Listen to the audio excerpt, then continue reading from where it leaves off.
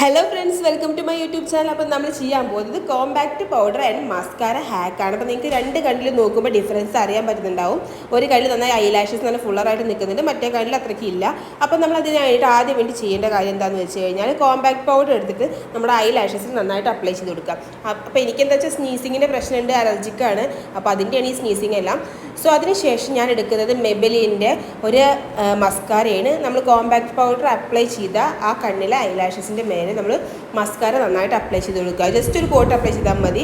അതിനുശേഷം കുറച്ച് few seconds wait ചെയ്യുക. കാരണം എന്താ വെച്ചാൽ ഈ കോമ്പാക്റ്റ് പൗഡറും അതുപോലെ തന്നെ മസ്കാരയും കൂടെ നന്നായിട്ട് സെറ്റ് ആവണം. അതിനുശേഷമാണ് നമ്മൾ നെക്സ്റ്റ് പരിപാടി. നമ്മൾ വീണ്ടും അതേ ഐലാഷസിൽ തന്നെ നമ്മൾ കുറച്ചും കൂടെ കോമ്പാക്റ്റ് പൗഡർ അപ്ലൈ ചെയ്ത് കൊടുക്കണം. ഇപ്പോൾ എന്തായാലും അപ്ലൈ ചെയ്ത് കൊടുക്കുമ്പോൾ അപ്വേർഡ് ഡയറക്ഷനിൽ ചെയ്ത് കൊടുക്കണം, അല്ലെങ്കിൽ നമ്മുടെ ഈ ഐലാഷസ് എല്ലാം കൂടെ അങ്ങോട്ടും ഇങ്ങോട്ടും ആകെ കട്ട പിടിക്കും.